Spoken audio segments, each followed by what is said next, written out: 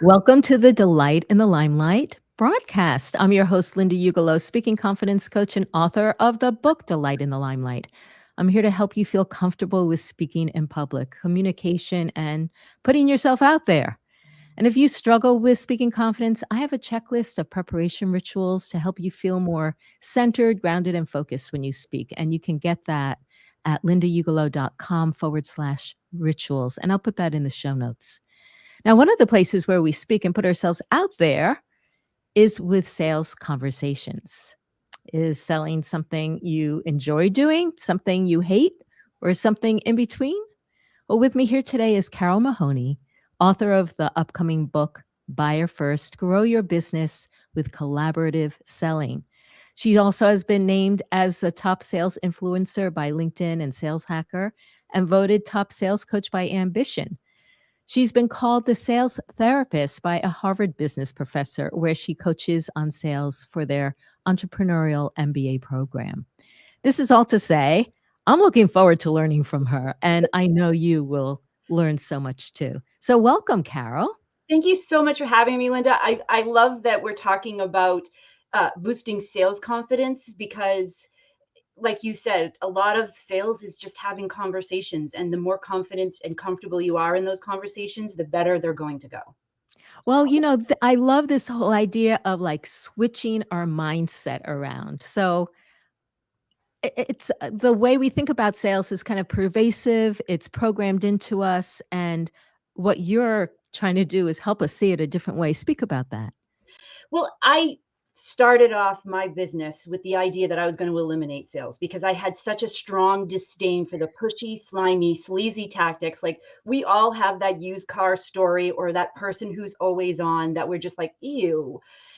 And that's where our mindset from it comes from, right? We all have this kind of origin story of how we disdained sales. And if you've read Daniel Pink's book, To Sell is Human, then you know that 7 out of 10 of us, when we think of sales, we think of the used car salesman with the pushy, slimy tactics. And it's negative. It's this negative mindset that pervades sales. And I struggled with it when I first started my business. And what I found was, after going through some coaching myself and evaluating my mindset and going through the behavioral changes that I needed to take on to successfully sell with my buyers, not to them or at them, I started to see that sales isn't something we do to them, right? I'm going to sell you on this. I'm going to manipulate you. I'm going to convince you. I'm going to persuade you. But it's actually a collaboration and a conversation that we have with people to identify problems and solutions for those. And that sales is ultimately connections between problems and solutions, which isn't that what makes the world a better place? And so by shifting our mindsets around it as to what sales is really about, and there are specific mindsets that get in our way in those conversations, it helps us to feel more confident that we're able to help someone or that they're going to see us as a trusted advisor that they want to have the help from. So, mindset pervades everything. How you think becomes how you act, becomes the results that you get. And so if we shift our mindset and we change our results, we can actually change our lives. I like that.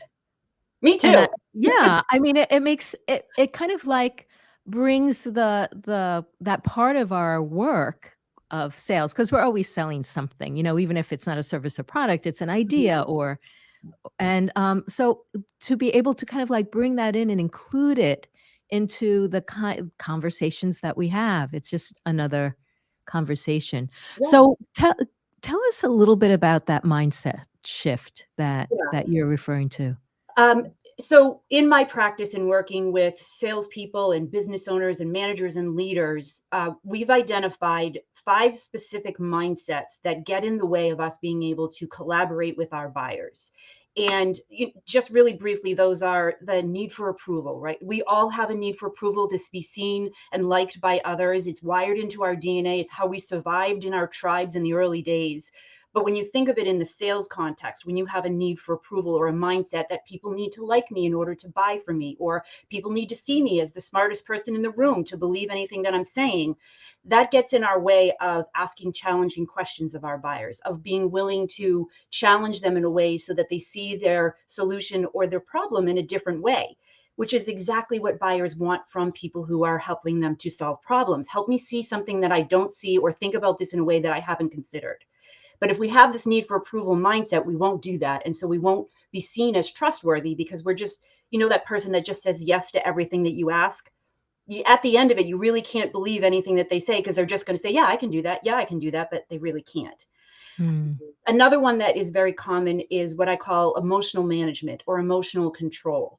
And this is when we get wrapped up in our heads, when someone gives us an objection about price, or I don't know that this is going to work, or we get excited about them being interested in something. That lack of emotional management in the moment gets us excited. We get wrapped up in our heads. We start thinking about what to say next, or how we're going to prove our point, or how much money we're going to spend when they actually buy. And what happens is that takes us out of the present moment, and we're not able to actively listen to people. And when we're not Mm. actively listening, like we've all had that experience when someone's looking at their phone and you're talking to them and they're like, yeah, yeah, that's cool. Great. They have no idea what you just said. And you know it, you have no idea what they just said. But what happens is that makes you miss things that you should be asking about. I listen to a lot of sales calls, and I have my sellers and my business owners listen to their calls so that they can get the awareness of, I didn't even understand what they were saying in that moment. I didn't even know I should have asked this question in that moment, but I didn't think of it because I wasn't actually there. And that's how we can add those insights into our buyers, where we can dig deeper in understanding why something is an issue for them and what they've already tried before and what the impact of that consequence or that opportunity is. If we're not in the present moment, we're never going to realize it.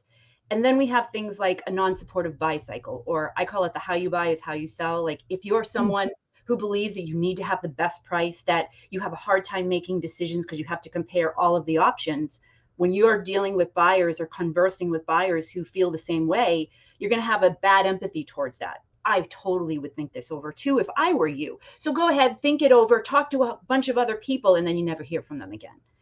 And so there's, others that are like the comfort discussing money. There's a lot of people in the world who don't like to talk about money. Like most of us were raised, it's rude to ask people how much they make or what something costs. But that's exactly what you have to do in a sales conversation. It's an exchange of value.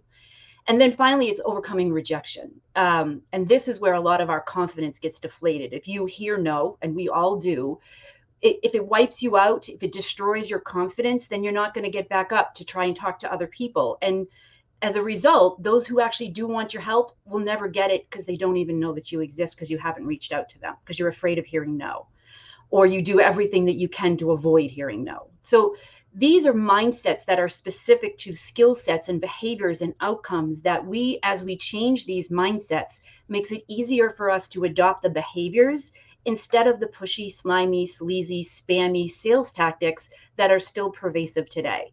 And that is what helps to build your confidence in any conversation you go into, and will also differentiate you from everyone else that your buyers are talking to.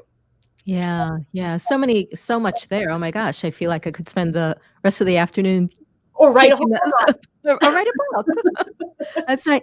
Some of these things remind me of, the similarities around speaking confidence in it. general, and that, like, the need for approval, needing to be liked, feeling like we have to show ourselves as smart and knowing all the answers. These are the kinds of things that I find people need help with in resolving from trauma from earlier on. So, Yeah, like, understanding, well, where did we have that need?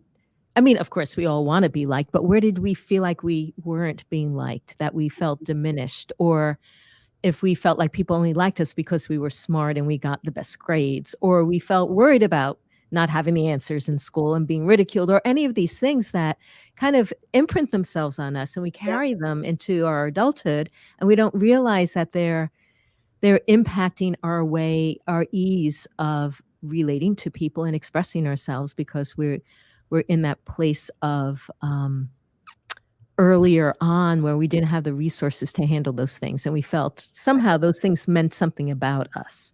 yeah, And so rather what you're saying is we don't want to bring that stuff into our sales conversation. We want to be able to clear those away. My way is by going back to the root causes and resolving them, and you probably have your ways of changing the mindset. yeah. I call it a cognitive behavioral approach to sales performance. Mhm. And you know anything about cognitive behavioral therapy, it's designed to help you to change the negative beliefs that you have about a particular thing, whether Mhm. that's something that's trauma based, and we all have traumas and micro traumas in our life. That's life. Some are bigger, some are smaller, but they still impact us. And what I typically say to my clients is, it's not like we can eliminate these mindsets. It's not as if we suddenly wake up one day and everything has changed for us. It's small things that happen over time.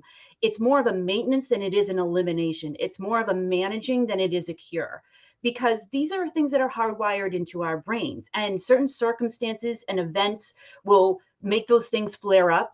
For example, we're in a tough economy right now. A lot of people are worried about money, and because of that, these scarcity mindsets start to pervade. And if you're someone who's trying to sell in this environment, managing your emotions and being comfortable discussing money so that you can understand what true value is, these are some of the things that might trigger those mindsets for you. And to understand that that's normal and that you have strategies to manage through those things is what actually helps people. It's not this, I don't have this issue anymore and I can continue to go on through life. It's like curing a rash. You don't get rid of it, but you can manage to maintain it with certain things. And so I try to put it in and couch it in that, which is probably why they call me a sales therapist. I actually was talking with someone yesterday. They're like, you need to have a couch like in the background. Great parenting. I know, and I'm not a therapist. I've just been to enough therapy that I should probably get an honorary degree at this Yeah, point. yeah, But the thing is a lot of the things that you talk about in speaking confidence, sales is a craft. Sales is a performance. With speaking, with musicians, with actors, a lot of the same routines and rituals that we need to go through in speaking are also the same ones that are going to help us build our confidence in sales, which is why for your audience, this is so, I think it ties together so intricately, because a lot of things that you talk about in your book about strategies and getting to the root cause of things are also some of the things we just put it in a different context when you're talking about sales. right, right, right, for sure. So, how do you feel that we get to that place of being more authentically ourselves in this conversation? Um, I mean, it comes through for, I will tell you what's worked for me and for some of my clients, and understanding that the other part of behavioral change is there's no one formula that's going to work for everyone. It's really more about how do I understand what my particular strategies are going to be. And it really first comes down to self-care. If anyone hasn't read Jeanette Bronet's book, The Self-Care Mindset, it's definitely a must read, because that is some of those things that we have to do. It's ironic to be buyer first, to be audience first, to be putting others first in anything. We actually have to put ourselves first in our care and how we treat ourselves. The way we get over a need for approval is by understanding our own value. And so it takes some reflection. It takes taking care of ourselves, eating well, getting rest, exercising, getting some kind of movement, yoga, meditation, outdoors. Like, these are all things that are part of my rituals so that I can maintain the mindsets that I've worked so hard to develop. And things like setting boundaries, where we have our lines, that if people cross these lines, then there's we need to extract ourselves from those situations. These are all things and practices and rituals that when we do them in a sales context in our daily lives, it helps us to be more present in the moment with the people that we're talking to. It helps us to realize that when I hear no, it's not me that they're rejecting, it's just my offer for help, and maybe it's just not the right time. It helps us to understand that my value doesn't come from what they think of me, but how I think of me and how my loved ones think of me. Like, that's the only validation that you should really be seeking. So it comes down to a lot of self-care, a lot of self-awareness, and an open and a growth mindset is absolutely critical for this, to develop the grit and the resilience that we're going to need as a speaker, as a business owner, as a salesperson, to be able to get to what our personally meaningful goals are, which I think is another thing that a lot of us overlook when we're going through these kinds of works and practices, is what is personally meaningful to me, what is valuable to me, that I want to have my life be like, and those that I love and be with. And why is that so important to me? And it's got to be something that we're willing to do whatever it takes to get. For me, it's being completely off the grid, having a completely self-sufficient home, I still haven't figured out how to travel in a most green way yet, but I will find a way where I can go and travel with my family and see new places and hike new mountain ranges and swim in different oceans and meet different people.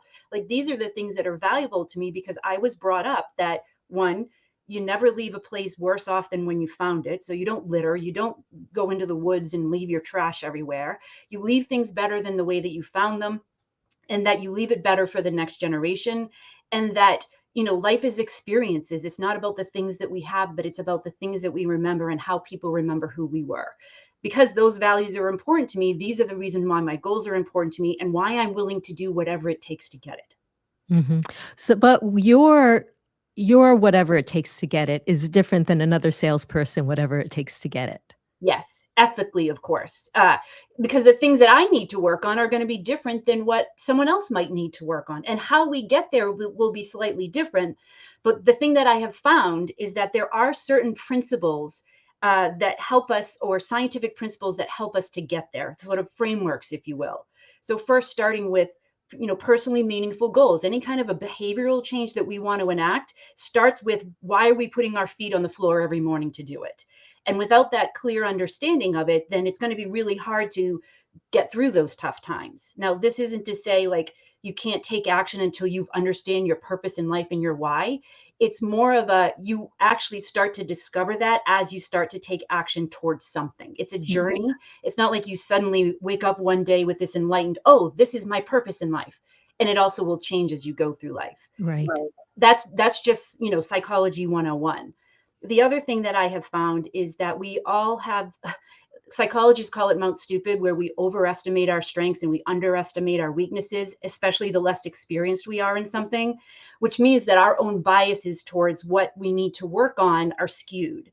And so having an objective sort of analysis or assessment of what are our strengths and skills to create that self-awareness, because we don't know sometimes what we don't know. That's, scientific principle number two. And then the next, I think, is just understanding that. Can we just stop when Yeah, you on that? Because I wanna ask you about that. So, are you saying, for instance, that we may have conversations, but we're not really aware of the places where we are not listening, right. or we're not asking questions, and we're not Mhm. creating that relationship to find out more about the person, to put our buyer first? Is that what you're referring to? Yeah, so, for example, I work with a lot of salespeople, and they come to me and they say, I really need to get better at closing. Like, this is where everything starts to fall apart for me. But what they don't realize is that there are probably 5 or 6 other things that happened before you ever got to the close that's causing the fact that you can't actually close. So I could sit here and teach you closing skills, but that might not be the actual problem. That's just your perception of what it is, and our perceptions of what our own strengths and skills are completely biased. You Okay, can't great. you can't see the label of the bottle when you're inside the bottle. Mhm, mhm, And great. so getting some objective feedback and understanding and self-awareness of that, there's a number of different ways to do that. I actually use an assessment that has been 2.2 million sales professionals over 30 years have taken this assessment, that we can predictively look at the mindsets and how they tie to their skill sets, Wow. which Now, is, is that something that you share in your coaching or in your programs, or is that yeah. something that people? Yes, okay. Yeah, yeah. So that's one of the foundational parts of the program, where we work with people to then identify, what are the things that have gotten you to where you are now? These are the strengths that will carry you through. But what are the things that are like Superman's kryptonite that are going to get in your way when you need to do the things that you know to do, that you know you can do, but when the moment comes and that pressure happens, you slip back into something else. And that's where the mindsets start to get in our way. Is, even Mhm. though we know we should eat vegetables and exercise every day, our mindsets get in our way of actually executing on that when we need to do it. We have all kinds of reasons and excuses why we can't. So that's why that is so important. And then if you think about behavioral change, and I use weight loss as an example because it's something that most everybody can relate to, is that it doesn't happen because you've gotten the fad diet, the cake batter diet that you drink every day, or the you don't eat anything that's white. Like, these are the diets that I actually tried at one point, and none of that worked because this is a quick fix that doesn't necessarily account for your unique strengths and weaknesses and the things that you need to work on. So instead, designing a program where you identify one thing that you're going to work on and you break it down into smaller pieces over a period of time. And suddenly you realize, oh my gosh, I've lost 10 pounds. And oh my gosh, I've actually gotten people to respond to me in my emails and are actually willing to have meetings with me and want to have another meeting with me afterwards. We start to see these small changes happen, and it builds our confidence that we can do more.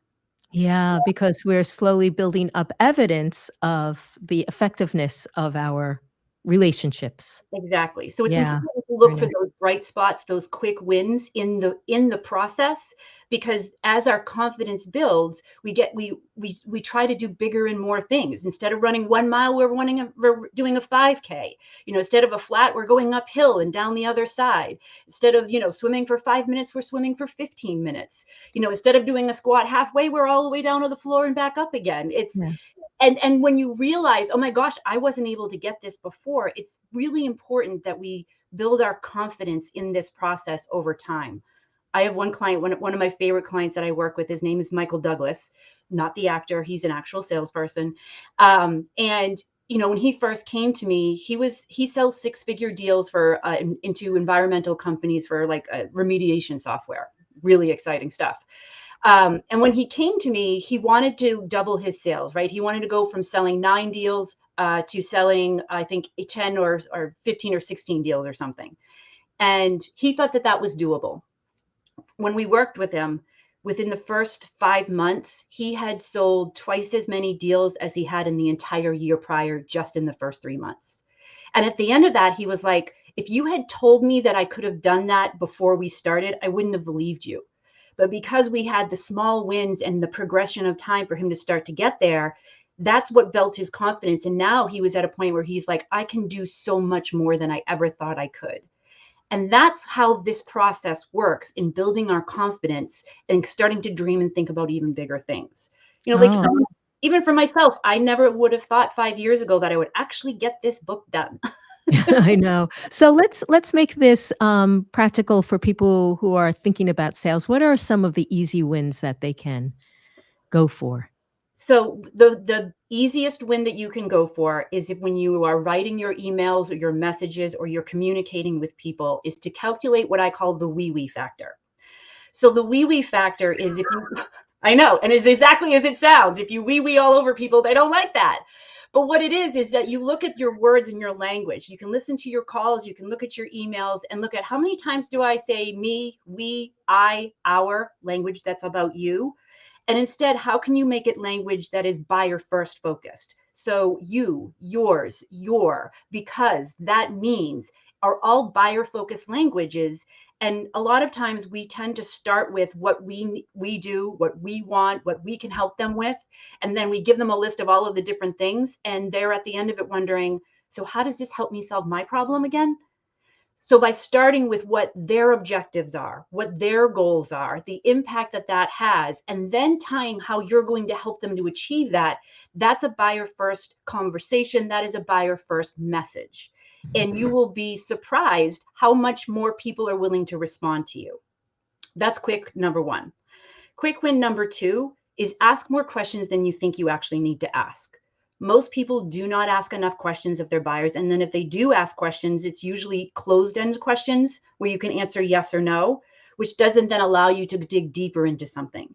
So instead, ask more questions and start with open ended questions. These are questions that they have to then give you some more detail with. An easy way to know this is just start your questions with the who's, the what's, the where's, the why's. Those are the questions that are going to start as open-ended that you can then ask clarification questions of. So for example, if you ask someone, so what is it that you would like to talk about in our call today? And they say, I want to talk about how I can close more deals.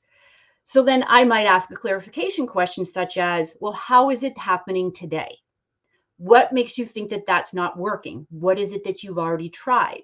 These open-ended questions help you to dig deeper into what someone is doing, trying, thinking, so that you can then get an understanding of what's really going on underneath the surface and how can I add some value and insight into that. I'll give you one more because it is the other one that I see the most common one is active listening.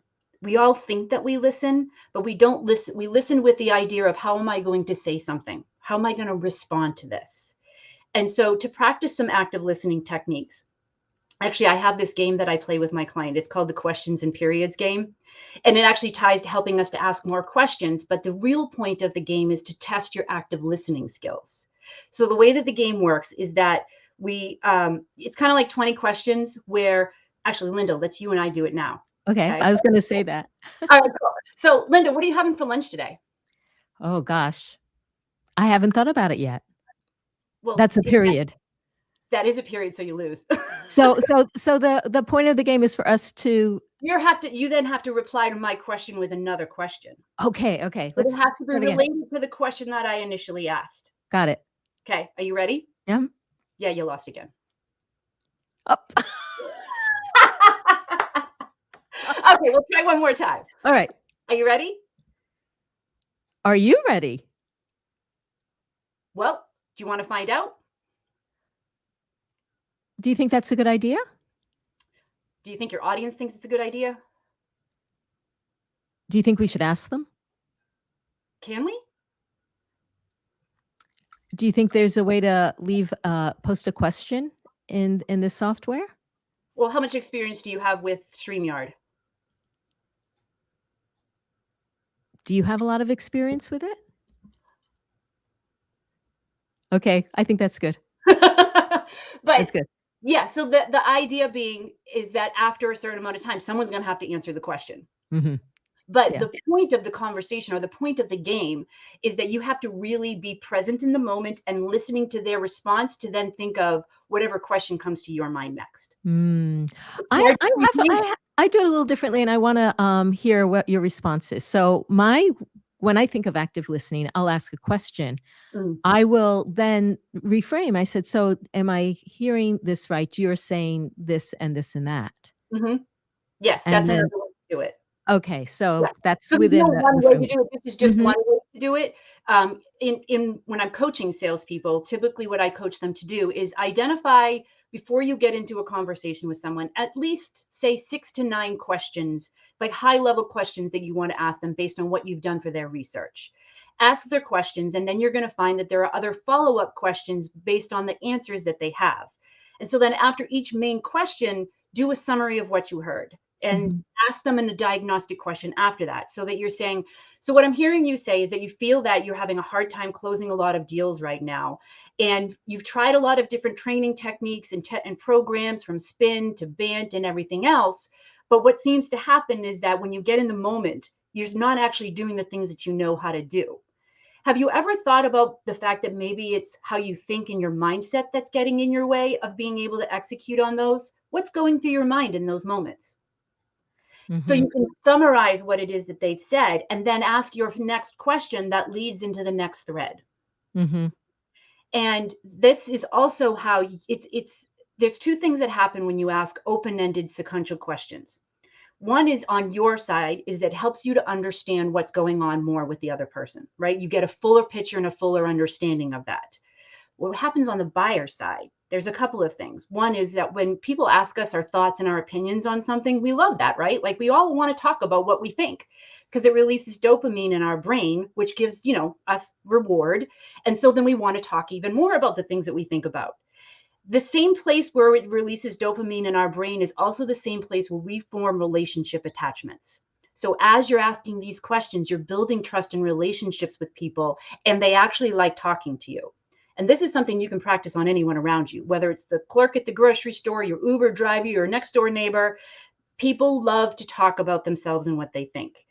But here's the other part of it is that as you start asking these questions and offer insights, the person being asked the question and then answering it starts to see things in a way that they hadn't seen them before. They start Mhm. to change their minds. They start Mm. to think differently about something. That is what buyers value in salespeople, people who can offer them insights into things and make them think differently about things, because you can go to the internet and find all kinds of information. It, that doesn't necessarily help them. It's not a lack of information, it's a lack of context that we Yeah. suffer with today. Yeah. This is really helping me personally, put what I'm doing into some context. Like, Mhm. I start with a self-assessment that people fill out. worked with me, but before they've worked with me, if we're having a conversation, I'm pretty much asking them the same things. And Mhm. at the end of that assessment, always say, "What became clear to you that you didn't know before?" Mhm. And that's my intent in our conversation is that I want them to see something differently. Like yesterday, I was on with somebody and she said, "Oh my god, it never occurred to me that I could get to the other side of my speaking fear. Like, this Mhm. feels surreal. Mhm. Sign Yes. me up." Well, And and that's and one of those you know it's working, and when people say, "I hadn't thought of it that way before," yeah, or asked me that before, I never would have believed that that was something that was possible. yeah, Those are all the clues that are telling you that you're engaging with them in a valuable way. right. Now the other piece that I think is really important to keep in mind personally, and I think you said this earlier, is that I never go into a call with someone trying to make the sale. Yeah. No. Is that also so I always go in trying to be helpful. Mhm. May I be helpful? Or may I Be make a new Yeah, first make sure you first go in thinking, "How can I understand so that I can be helpful?" okay, okay. And so that includes that perspective and the intention to be a listener and Mhm. to learn about the person that you're talking to so that Exactly. you can be helpful. I like that. I like that. Yeah. Thank you. Yeah. Well, this has been great. I'm sorry I missed that. It went by so fast, we must be having fun. I know, I know. So, like, how can people find out more about your work, about where to find you, how to continue the conversation? And Yeah, please, if you're listening to this and on the replay, put your questions in the comments. Carol will come back and answer them, I will, and I'll yes. put in my 2 cents too. The best way to learn more about, me and this work and actually sign up for updates for the book is to go to carolemahoney.com. So CaroleMahoney. Don't forget the E's. That is actually just a brand new website that we just put up a few weeks ago. So we're just starting to get it out there, and you can sign up and get more information about the book there. Or if you're looking for someone to do a speaking or a workshop, that's another place that you can go. If you're interested in learning about the work that I do with clients as far as coaching and training, go to unboundgrowth.com, and that's where you can find more information about those programs there. That's wonderful. Thank you so much for coming on today. This was fun. It was mind opening. I hope that everybody it has shifted their thinking a little bit from all the ideas that you brought to us today. So thank you, Carol. Absolutely, Linda. Thank you so much for having me. And if anyone has questions, please just reach out. Yes. So all of you who are here today listening on the replay, let us know in the comments. And if you liked it, share it out. And next week, I'm bringing on Brian Height, who is a stunts man and a sports psychologist who helps athletes perform under pressure. And I'm excited to learn from him ways that we can also think about performing under pressure. So, hope to see you on the next episode of the Delight and the Limelight show. Take care, everyone.